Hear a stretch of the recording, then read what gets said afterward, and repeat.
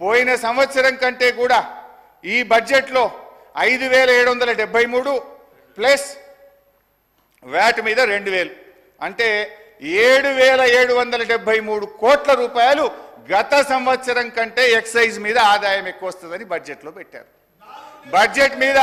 Budget మీద మొత్తం ఆదాయం ఎంత ఆశిస్తుంది తెలుసా అధ్యక్ష? ఈ ప్రభుత్వం ఎక్సైజ్ అండ్ వ్యాట్ కలిపి 42,000 కోట్ల 49 రూపాయలు ఎక్సైజ్ రూపంలో ఆదాయం సంపాదిస్తామని బడ్జెట్లో గౌరవ ఆర్థిక మంత్రి పెట్టారు.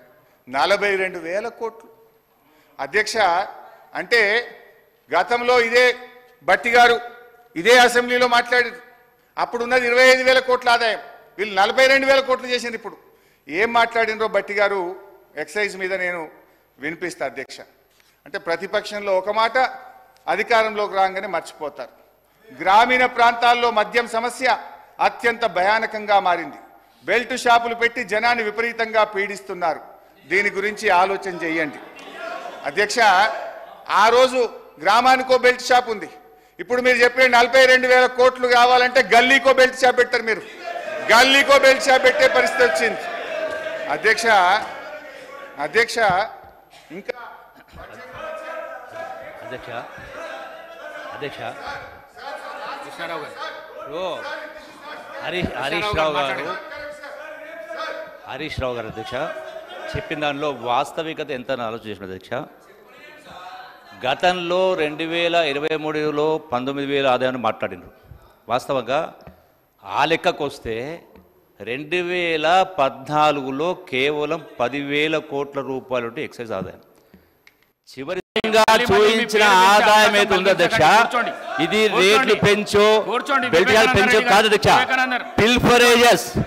పిల్ఫరేజెస్ టెక్నాలజీ యూజ్ చేసి అక్రమంగా కావచ్చు, అక్రమంగా ఇక్కడి నుంచి ఇతర రాష్ట్రాల వచ్చి రావడం కాదు, వచ్చేటువంటి దానిలో టెక్నాలజీని యూజ్ చేసి తగ్గించి రాష్ట్ర ఆదాయం పెరుగుతుంది అధ్యక్ష.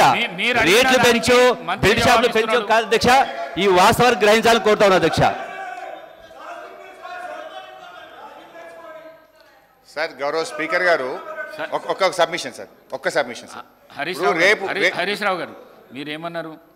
సబ్జెక్ట్ వచ్చినప్పుడు ఆ కన్సల్ట్ మినిస్టర్ మాట్లాడడానికి అవకాశం ఉన్నదండి. మీ లెక్కల ప్రకారము వారిచ్చే సమాధానాన్ని మీరు కూడా వినాలి.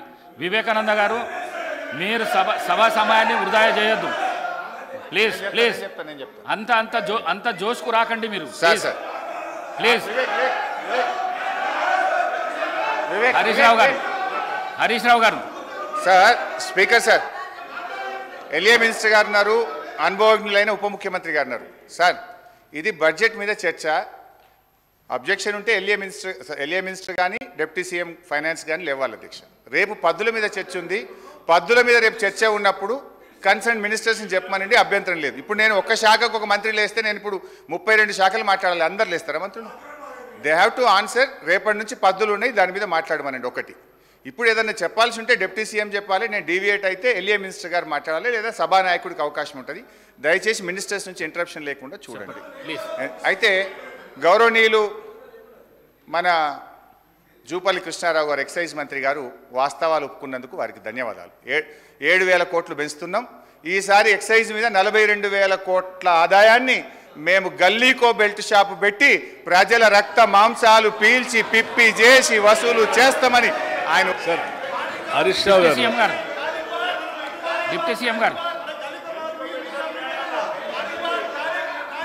డిప్యూటీ సీఎం అధ్యక్ష ఆగండి. డిప్యూటీ సీఎం గారు అధ్యక్ష హరీష్ రావు గారు ఇంతకుముందు లెజిస్లేటివ్ అఫైర్స్ మంత్రిగా కూడా చేశారు, ఫైనాన్స్ మినిస్టర్గా కూడా చేశారు.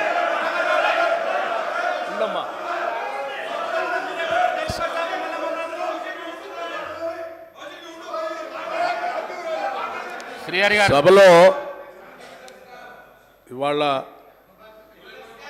10 సంవత్సరాలు వాళ్ళ ఆర్థిక విధ్వంసం చేసి రాష్ట్రాన్ని అప్పులపాలు చేసి అసలు ఈ రాష్ట్రంలో పనిచేస్తున్నటువంటి ఉద్యోగస్తులకి జీతాలు కూడా ఇవ్వలేనటువంటి కటకటలాడే పరిస్థితులు ఈ రాష్ట్రాన్ని నెట్టేస్తే ఇప్పుడే కొద్దిగా ఘాట్లో పెట్టి నెల నెల మొదటి తారీఖున వాళ్ళ జీతాలు ఇస్తూ ఇటు వ్యవసాయాన్ని, సంక్షేమాన్ని, పరిశ్రమల్ని, హైదరాబాద్ నగరాన్ని, మహిళల్ని, యువతని అందరినీ దృష్టిలో పెట్టుకొని ఒక ఆలోచనాభరితమైనటువంటి బడ్జెట్ను ప్రవేశపెడితే రాష్ట్ర వ్యాప్తంగా ప్రజలందరూ హర్షిస్తూ ఉన్నారు. కానీ హరీష్ రావు గారు ఒక్కడికి మాత్రం చాలా కంటగింపుగా ఉంది అధ్యక్ష. ఏంది రాష్ట్రాన్ని బాగు చేయటం కోసం ఇట్లా బడ్జెట్ పెడతా ఉన్నారు, మాలాగా ఆదాయాన్ని అంతా రకరకాల మార్గాల్లో ఖాళీ చేస్తే అయిపోయేది కదా, ఇదేంది అని వారు మాట్లాడుతూ మేము వాస్తవాలే మాట్లాడతాం, మాదంతా విన్న తర్వాత మీరు చెప్పండి అన్నారు. నేను సైలెంట్ కూర్చొని రాసుకుంటున్నాను. ఏం చెప్పారు? లేచి ఎక్సైజ్ మంత్రి గారట లేచారట, వారు 7,000 కోట్ల ఆదాయాన్ని పెంచడానికి గల్లీ గల్లీ బెల్ట్ షాప్ పెడతాం, మేము పెంచుతామని వారు చెప్పారట. ఇప్పుడే కదా అందరు విన్నారు కదా అధ్యక్ష, ఆ మాట ఏమన్నా అన్నారా వారు? ఇంతకంటే అన్యాయంగా ఉన్నది లేనట్టు లేనిది ఉన్నట్టు ఈ రాష్ట్ర ప్రజలకి భ్రమలు కల్పించి 10 ఏళ్ళు రాష్ట్రాన్ని సర్వనాశనం చేశారు. ఇప్పుడు మళ్ళీ మొదలుపెట్టారు, 5 నిమిషాల్లోనే భ్రమలు కల్పించడానికి ప్రయత్నం చేస్తున్నారు. ఇది ఎక్కడ అన్యాయం అధ్యక్ష?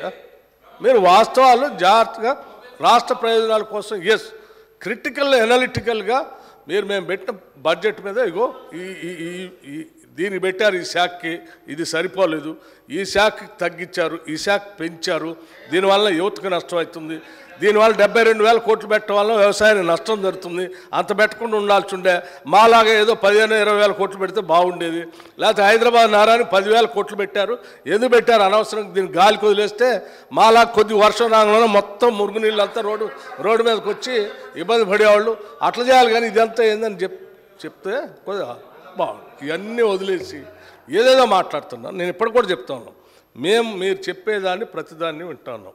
అసలు మేము ఏమనుకున్నాము, ఇంత బాగా బడ్జెట్ పెట్టాము, సరే ఈ బడ్జెట్ మీద నిన్న వారు బడ్జెట్ వినడానికి వచ్చారు కదా, ఎల్ఓపి గారు వచ్చారు కదా, వాళ్ళు వచ్చి ఏమైనా మాట్లాడతారేమో, ఏమైనా ఉంటే విని సమాధానం చెప్దాం అనుకున్నాం. వారు రాలేదు. రాకపోగా వీరు మాత్రం వారు రాలేదు, బాధ్యత లేదని దీని ద్వారానే స్పష్టంగా అర్థమవుతుంది. వాళ్ళు ఏదో మాట్లాడరు కాబట్టి గుడ్డగాల్చి మీదేసి పోదామనంటే ఎట్లండి? ఇది కరెక్ట్ కాదు హరీష్ రావు గారు. మీరు పద్ధతిగా మాట్లాడినా మేము డెఫినెట్గా సమాధానం చెప్పడానికి సిద్ధంగా ఉన్నాడు. సో ఫైనల్గా బట్టి గారు కూడా డిస్ప్యూట్ చేయలే. ఒక విషయంలో మాత్రం ఎక్సైజ్ మంత్రి గారైనా ఉప ముఖ్యమంత్రి గారైనా 7,200 కోట్లు ఈ గత సంవత్సరం కంటే ఈ సంవత్సరం 7,200 కోట్ల రూపాయలు. సార్ మేము మళ్ళీ చెప్తా ఉన్నాను సార్, ఇట్లా సభను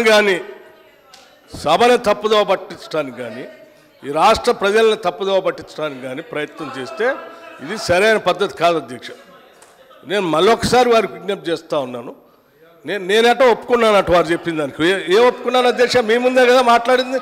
అంటే ఇంతకంటే పచ్చిగా నేను అనకూడదు మరి అబద్ధం అని, ఇంతకంటే సత్యదూరమైనటువంటి మాటలు ఎంత భయంకరంగా ఇట్లే భ్రమలు కల్పిస్తే ఎట్లా అధ్యక్ష? అది హౌస్లో నిమిషాల్లోనే, రోజులు కూడా కాదు, నిమిషంలోనే ఎంత భ్రమలు కల్పిస్తే ఎట్లా సార్? ఇప్పుడు నేను ఏం తప్పు చెప్పలేదు అధ్యక్ష. పోయిన ఆర్థిక సంవత్సరం కంటే ఈ ఆర్థిక సంవత్సరం ఎక్సైజ్ మీద 7,200 కోట్ల రూపాయల ఆదాయం పెరుగుతుంది. ఈ సంవత్సరం 42,000 కోట్ల రూపాయలు ఎక్సైజ్ మీద మేము ఆదాయం తెచ్చుకుంటామని బడ్జెట్లో పెట్టారా లేదా బట్టి గారిని చెప్పమనండి. మళ్ళీ ఒకసారి చెప్తా మీకు లెక్కలన్నీ మీరు మాట్లాడేటప్పుడు. అయినా మీరు తొందరపడుతున్నారు కాబట్టి చెప్తున్నాను, ఇప్పుడే చెప్పండి, అప్పటిదాకా ఎందుకు? ఎక్సైజ్లో మేము ఆక్షన్ పెట్టాము గత సంవత్సరం, అందుకే మాకు ఆదాయం పెరిగింది. ఈ సంవత్సరం కదా పెట్టాల్సింది, నిజమే. మేము కూడా అనుకున్నాం ఈ సంవత్సరం కదా ఆక్షన్ పెట్టాల్సింది. మీరు ముందే ఎందుకు కూర్చారు అధ్యక్ష? ముందే ఎందుకు కూర్చాను? ఎందుకు కూర్చారు? మీరు ఈ సంవత్సరం పెట్టాల్సిన ఆక్షన్ ముందే ఎలక్షన్ కంటే ముందు ఎందుకు పెట్టుకున్నారు?